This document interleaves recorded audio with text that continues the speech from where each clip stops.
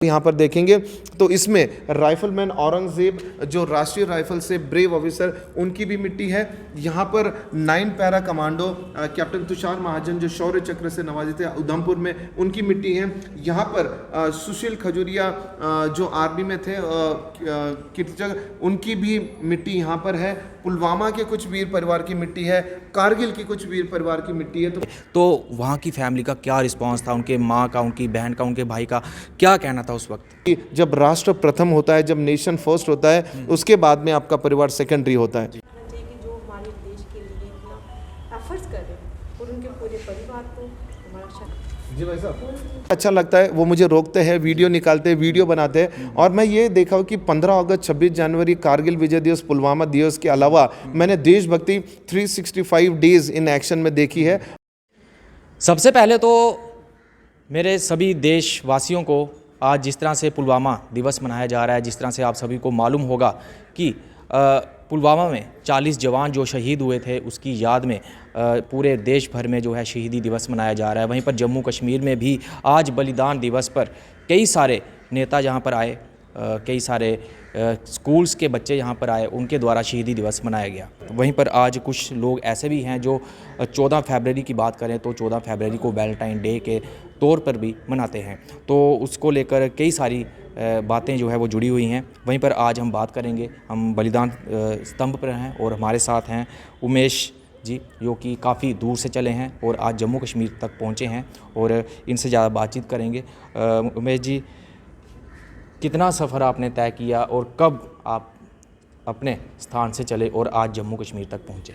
जय हिंद, जय भारत। बड़ा गर्व है कि आज मैं जम्मू कश्मीर, जम्मू में आया हूँ और बलिदान स्तंभ में एक मेरा आदाब, नमस्कार, सत श्री अकाल सभी जम्मू वासियों के लिए है कि एक आम नागरिक जब वो भारतीय जिम्मेदार नागरिक बन जाए, देश के प्रति, फौज के प्रति, अखंडता के प्रति क्या कर सकता है, इसके आपके लिए एक जीवंत उदाहरण है। मेरा नाम उमेश गोपीनाथ जाधव है। मैं औरंगाबाद, महाराष्ट्र से बिलोंग करता हूँ और 2004 से अपनी कर्मभूमि बेंगलोर में हूँ। मैं एक म्यूजिशियन हूँ। मैंने फार्मेसी में एमफार्म की, मैं प्रोफेसर था। 14 फरवरी 2019 को जब पुलवामा का ये अटैक हुआ, आईडी ब्लास्ट का, तब मैं जयपुर एयरपोर्ट था हमारे बैंड के साथ में, और मुझे ये लगा कि ये परिवार अगर मेरा परिवार है और ये फ़ोन कॉल अगर मुझे आए और ये कहे कि ये आपके पिताजी, भाई, दोस्त या आपका घर का कोई परिवार हो तो मैं उनके लिए क्या करूँगा।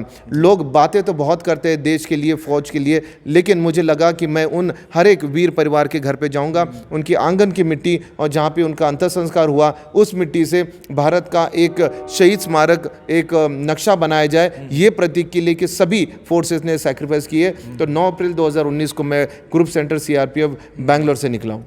आपके परिवार ने नहीं आपको कहा कि 4 साल आप तो बाहर रहे, बातचीत हुई, क्या उनकी तरफ से रिस्पांस आया? स्टार्टिंग में जब निकला तब मुझे लगा कि ये 3.5 महीनों में ये मेरा जर्नी कंप्लीट होगा, लेकिन ये यात्रा अब तक 4 साल हो गए। 1,30,000 किलोमीटर, 150 प्लस वीर परिवार, जिसमें 40 पुलवामा के भी हमारे वीर परिवार, उनकी भी मिट्टी है। और मैं ये बोलना चाहता हूँ कि भारत महान इसलिए है कि ये यूनिटी इन डाइवर्सिटी। आप अगर हर एक स्टेट देखेंगे, उनका कल्चर अलग अलग है।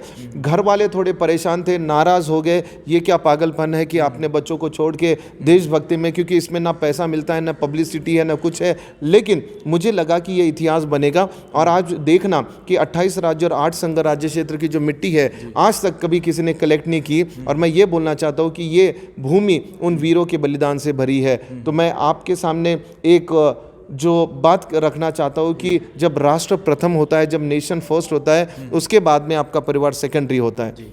सर, आपने ये कोट पे अलग अलग बैच लगाए हुए हैं, इन बैच का मतलब क्या है? ये जो कोट है जो 14 फरवरी 2020 पुलवामा की जो पहले बरसी थी, उस दिन मैंने ये पहना था। उस टाइम इस फॉर्मेशन से ज़्यादा नहीं थे, 4-5 थे और कुछ राइडर कम्युनिटी थे। और मैं उस दिन यही बोला कि ये मेरा सम्मान नहीं, ये फोर्सेस के। तो ये जितने भी फॉर्मेशन साइन है, भले वो सीआरपीएफ के हो, एनएसजी के हो, मरीन कमांडोज हो, उसके बाद में air force, army, BSF, paramilitary forces के हो, तो ये फोर्सेस प्रोसेस में दिया नहीं जाता है, it has to be earned with respect. तो इट इज़ अर्नड, और मैं बोलता हूँ कि मैं कोई फौजी नहीं हूँ, लेकिन ये सम्मान फौज का है for the soldiers who didn't come back to the unit.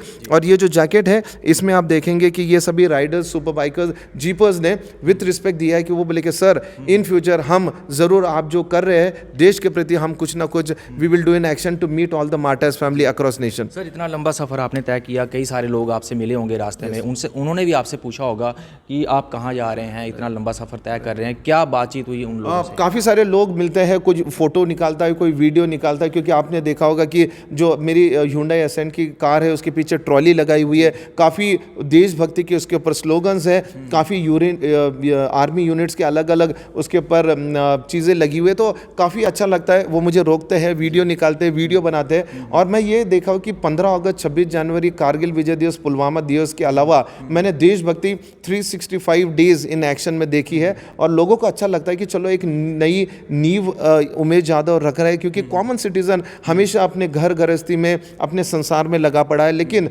कहीं ना कहीं मुझे लगा कि हम इस पावन धरती पे आए हिंदुस्तान में कुछ ना कुछ करना ज़रूरी है। तो बड़ा अच्छा लगता है, लोग सपोर्ट करते हैं, अच्छी बातें करते हैं, और 5 उंगली कभी सही नहीं हो सकती।